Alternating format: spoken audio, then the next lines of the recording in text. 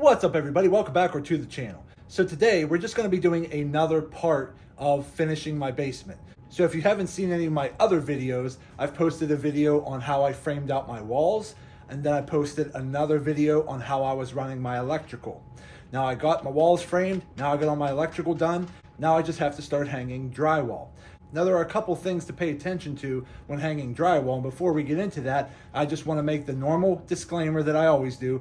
I am not a professional contractor. I am not a professional carpenter, electrician, or anything like that. I am just a normal guy on the DIY. Now I will say I have a lot of family that are in the trades, electricians, plumbers, carpenters, and so forth. So I do know a lot of information about different trades, but I am not the professional in any one of those. So just keep that in mind. So anything that you see in my videos is just me doing it with my own knowledge. To help some of you out that might want to get into doing these things yourself, you just don't know really where to start. That's basically what my videos are for, to help guide you a little bit. So back to drywall. So hanging drywall is really not that hard. The number one thing that really makes a big difference is making sure that your walls are level. If you are framing out your basement like I just did, it's a little easier to make sure you're framing the walls level. But as most people know, sometimes the house is not quite level. Sometimes you have to make slight adjustments to your wall frame to line it up to something else that puts it out of level a little bit. And if you do happen to have walls that are slightly out of level when it comes to lining up your drywall, you might have to use little things like this, which are just basically little wood shims you could buy pretty much anywhere. So these help, okay, when you're trying to level up your wall. Sometimes you might have to cut little pieces of 2x4 or full length 2x4s to put in your wall so that your drywall has something to attach to. So for example, let's come over here. Now, if you look over here, I've already started drywalling this whole section over here. So I got all that drywalled. I got everything cut out around my electrical. Now I just have to work on this whole side of the basement and pretty much do all of that. What I mean by blocking, so if you have a typical 4x8 sheet of drywall, now you can run them 8 foot this way and 4 foot high, or you can run them 8 foot high and 4 foot wide. However you do it, I don't think there's a huge difference. I'm sure there's going to be professionals out there that recommend one way or the other, but I typically run my sheets 8 foot high just because I don't want to have to be up high on the ladder trying to hold a heavy sheet of drywall. I'd rather just have small sheets. But I also have a 9 foot basement. If your basement happens to be 8 foot, then you should be fine. So when it comes to hanging the drywall, if we just take our measuring tape and we just roughly measure over 4 feet. Okay, so as you can see, that 4 foot mark is going to land about right here. Now, you have a couple options you can do at that point. You can put your drywall over to there, figure out what you need to get to the center of your wall stud and cut that extra little sliver off, which you could do, but then you're wasting material. And in today's day, where a lot of this drywall, especially when you're buying moisture resistant drywall, which is the purple drywall, I was paying $18 a sheet for that.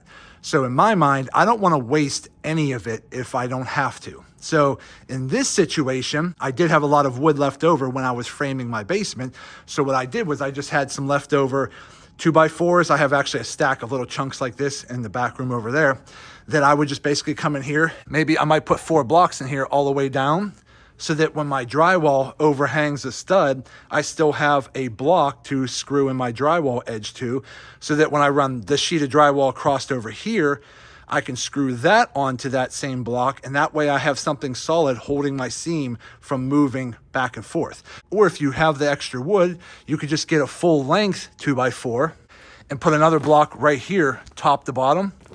That way you have even more stability for your drywall when it lines on that stud. Either way is up to you.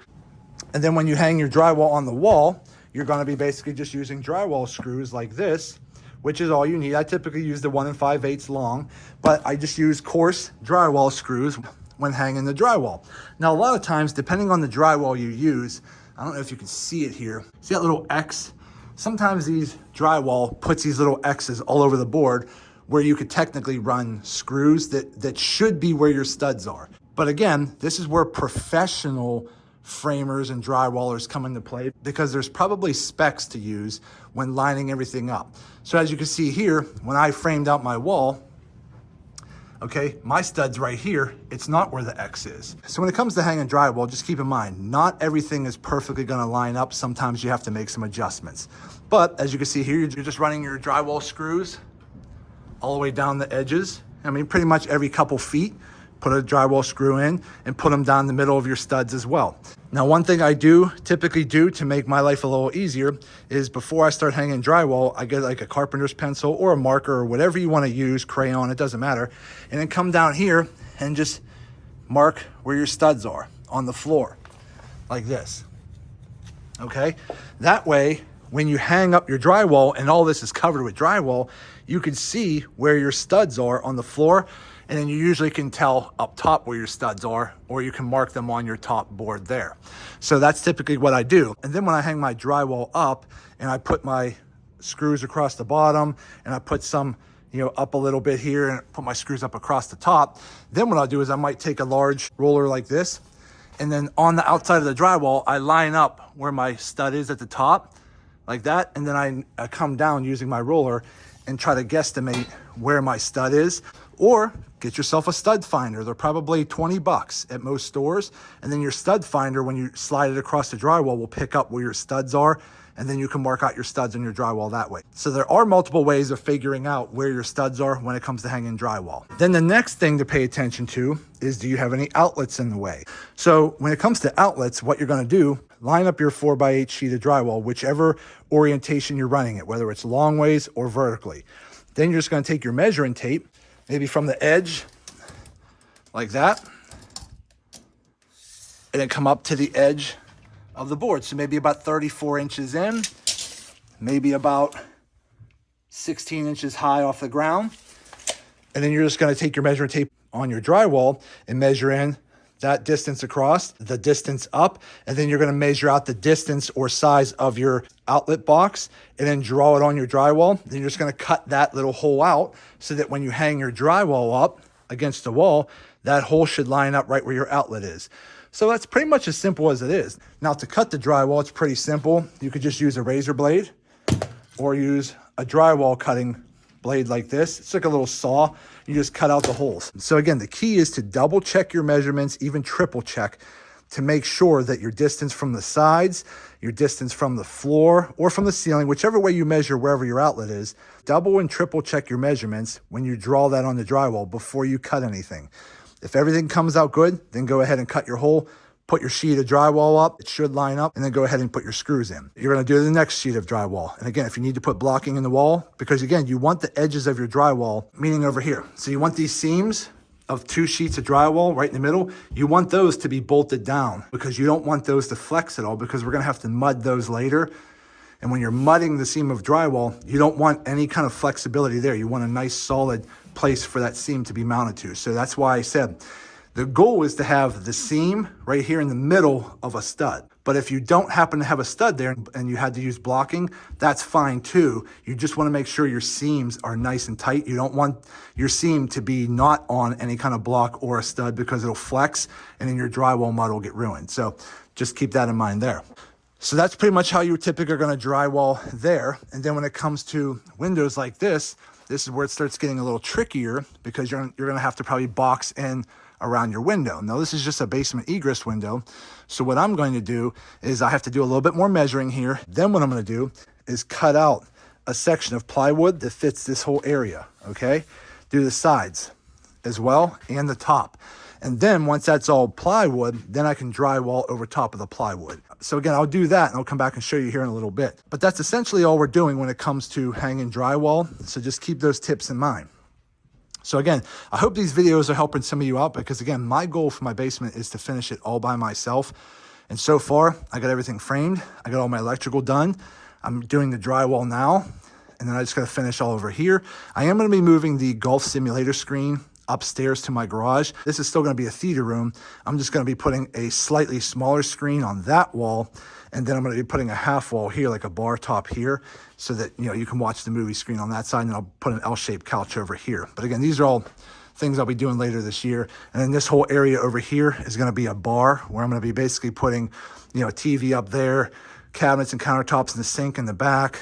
And then from this pole here to that wall here. I'm building a half wall here because that's going to be a bar top. So again, this is a work in progress, but I just wanted to show you how I am drywalling. So let me go ahead and get a few more things prepped, and I'll show you how to do the rest of the drywall here.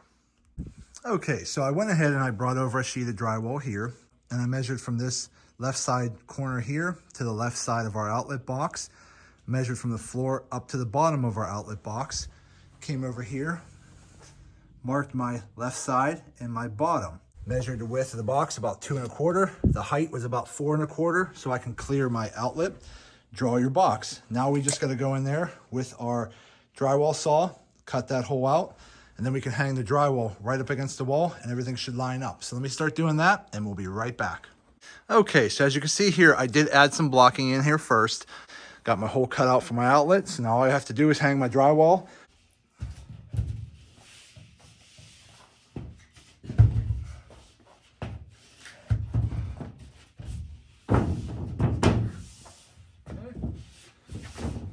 Everything lines up good.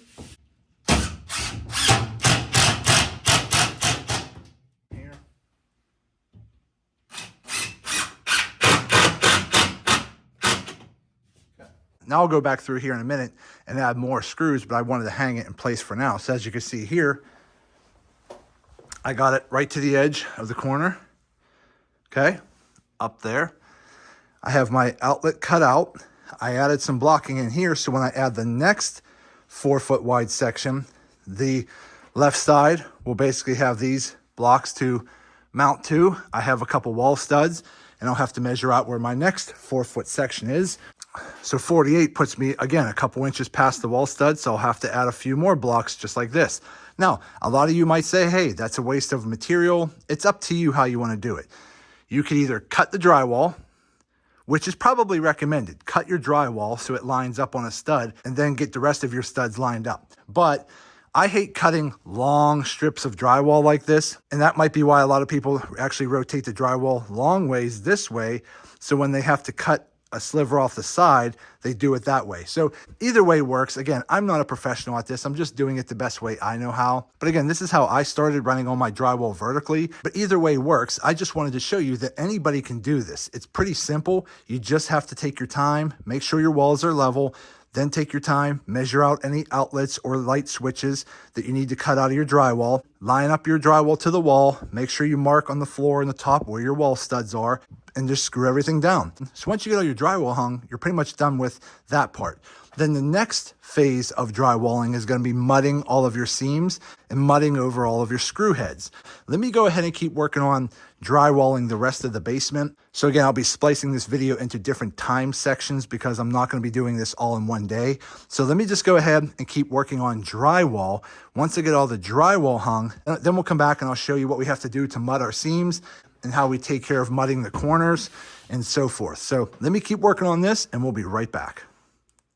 Okay, so now that we have this sheet of drywall hung over here, I just showed you an option of what to do if your drywall extends past a stud. So again, the best option is to trim your drywall down. But if you're really trying to eliminate waste, if you happen to have excess wood laying around that you could use like this and block your wall, that would also work. Now I'll show you what you need to do if you want to do it the right way, which is I measured from the edge of this drywall out to 48 inches, which puts me about right here, okay? So when I measured it, I just have to cut about 2.5 inches off my drywall to make sure the edge of my drywall hits the center of my stud. So that way from stud to stud is 48 inches. So what I did was I came over here on the floor, took my measuring tape, measured in 2.5 inches. I marked little 2.5 inch marks all the way up the side of the board. I used my ruler here, drew a line. Now I'm just gonna go with my razor blade, trim that off, and then that board should line up right here, but it'll line up right to the middle of this stud here. That way my next board, I won't have to trim or cut or block. It should line up right to the stud. So let me go ahead and finish cutting that and we'll get this one installed. And then since there's no outlets in the way, it should line up and we'll just tack that right in. So let me hurry up and do that and we'll be right back. Okay, so I just went ahead with my utility knife and scored a little line across the top. Now, for some of you that might not be familiar with drywall, you don't have to cut through the board all the way on your first cut. If you could just get a nice line cut through like the top layer. Then what you do is you lift your board up, okay, like so, and then you just basically bend it back at that seam, and then it pops over just like that. Then all you gotta do is take your razor blade from the back when it's bent over and cut through the back side of the paper, and you should have a pretty clean cut. So let me go ahead and finish that up, and we'll be right back. Okay, so we got our second piece of drywall hung over here, and this second piece was cut 2.5 inches shorter in width so that we can get back on track to our 16-inch on centers.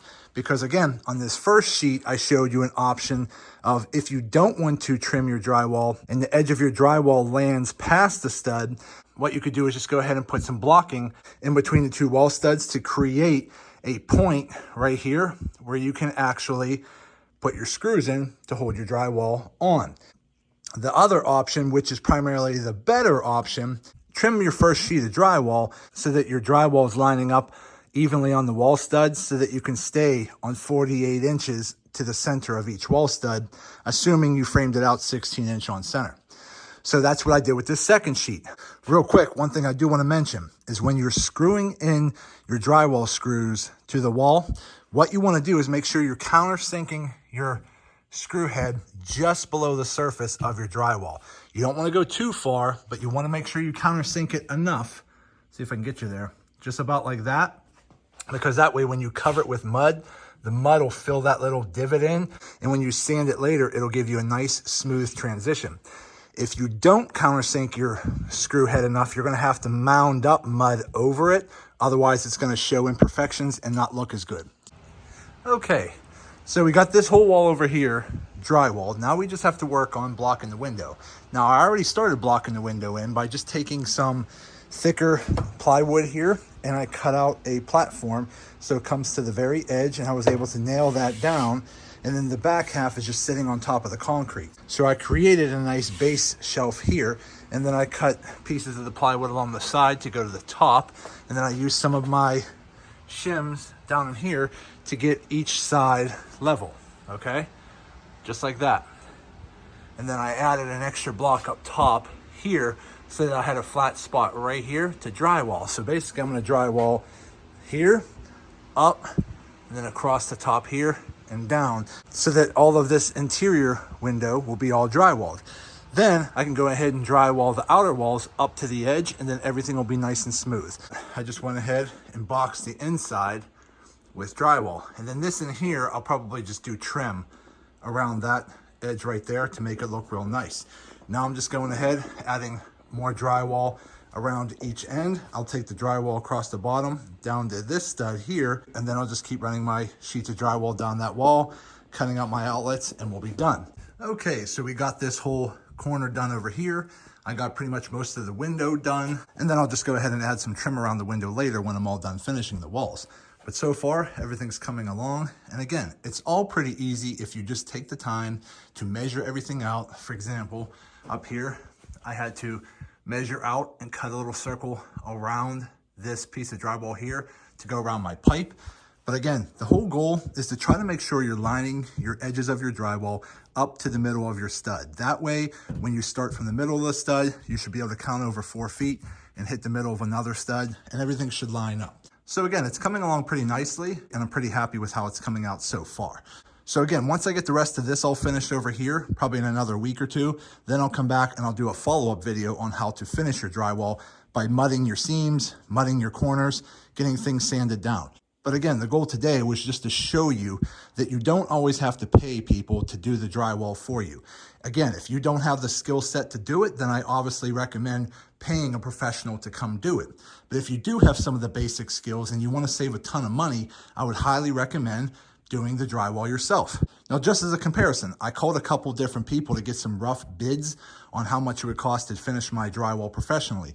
And I was getting bids of around $70 to $80 per sheet. Now that's hanging the drywall and finishing the drywall. So again, just as a comparison, if we assume from about here, I needed around 45 sheets of drywall to complete the rest of my basement. At around $80 a sheet, we're talking about $3,600. So I ended up going to Lowe's. They had a special where if you bought over 34 sheets of drywall, you got like a 15% discount. I think I spent roughly around $520 on all the drywall. I already had some leftover wood when I framed my basement, and I already had some boxes of screws that I already had laying around from previous projects. So really, I'd say all in all, I probably had about $550 to $600 invested in all of this so far, because I did buy some 2x6s for my posts. And then I'll probably need maybe another $100 or so in mud. So I might have maybe $700 total invested in doing all of my drywall myself. So $700 for me to do all the work, or $3,600 for somebody else to do the work. You do the math. If you have the time and the basic skill set to do the work, I recommend you doing it yourself. If you don't have the time and you don't have the skill set, then obviously I recommend paying a professional. But again, the purpose of my videos is just to show you that you don't have to be a professional to do the work. So if you just have the basic skill set to get the work done, and you set aside a little bit of time and you take your time to measure everything out, you can do this yourself and save a ton of money. So again, the purpose of today's video is just to show you how I was drywalling my basement, because again, I'm working on this project by myself, and I just wanted to show a lot of you the basics of hanging drywall. So stick around and subscribe to the channel, because there's going to be a lot more information to come as I'm going through this journey of finishing my basement myself. But that's going to be it for today's video. I hope this video helps some of you out. Do me a favor, hit that thumbs up button and like this video. If you happen to have any questions, put them in the comment section and I'll get back to you as soon as I possibly can. And also do me a favor, subscribe to the channel, because it definitely helps me out and I greatly appreciate it. So that's it for today's video. Again, I just want to say thank you to each and every one of you. I truly appreciate you all. Thank you. And as always, see you in the next video.